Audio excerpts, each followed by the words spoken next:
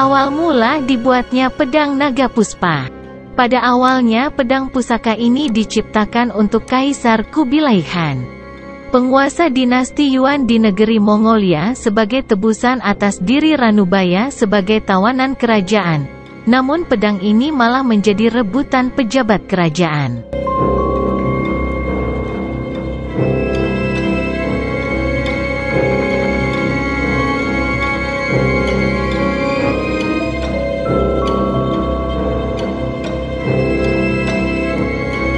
Demi menyelamatkan pedang tersebut dari orang-orang yang berwatak jahat, pedang pusaka tersebut akhirnya diserahkan kepada pasangan pendekar suami istri bernama Lo Sisan dan Mei Xin.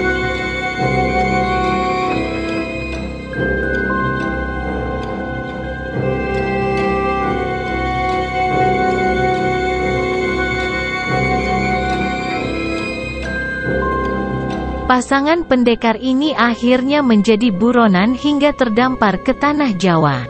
Sesampainya di tanah Jawa, pedang ini pun menjadi rebutan oleh banyak pendekar jahat.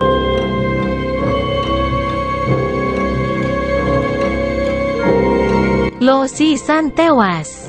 Pedang pun beralih ke tangan Mei Xin. Mei Xin pun hidup terlunta-lunta, kemudian ditolong oleh Arya Kamandanu. Dalam kebersamaannya, mereka pun saling jatuh cinta. Kemudian Arya Kamandanu menikahi Mei Xin, dan akhirnya pedang pusaka tersebut diserahkan ke Arya Kamandanu, murid dari Empu Ranubaya pencipta pedang naga puspa itu sendiri.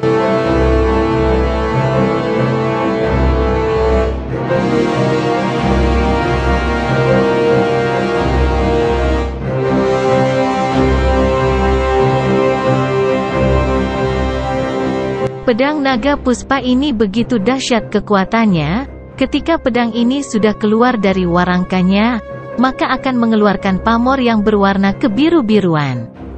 Dalam pembuatannya, Empu Ranubaya memasukkan energi naga bumi ke dalam pedang tersebut, sehingga bagi siapa saja yang berani mencabut pedang tersebut dari warangkanya tetapi tidak mempunyai tenaga dalam yang memadai, maka pemegang pedang tersebut tenaganya akan tersedot oleh energi gaib yang ada dalam pedang naga puspa ini hingga bisa menyebabkan kematian. Sudah banyak korban-korban yang berjatuhan akibat kecerobohan menggunakan pedang ini. Arya Kamandanu sendiri tak pernah berani berlama-lama ketika menggunakan pedang tersebut. Karena meski ia sudah menguasai jurus-jurus dasar naga puspa, namun ia masih belum mampu mengendalikan tenaga liar yang ada dalam pedang ini. Hingga suatu saat, pedang ini pun jatuh ke tangan musuh besarnya, akibatnya banyak korban yang berjatuhan.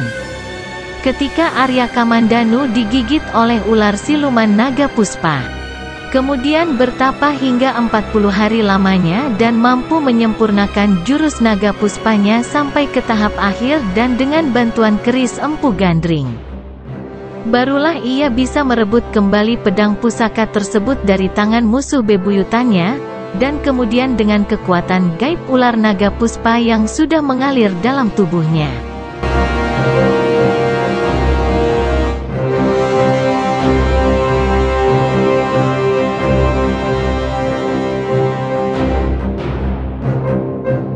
Akhirnya Kamandanu bisa menaklukkan keganasan pedang ini. Kemudian pamornya berubah menjadi kebiru-biruan.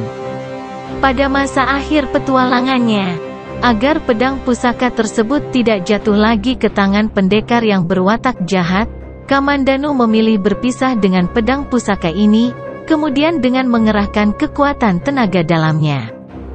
Ia menancapkannya sangat dalam pedang tersebut pada sebongkah batu besar di sebuah gua yang tersembunyi di lereng Gunung Arjuna.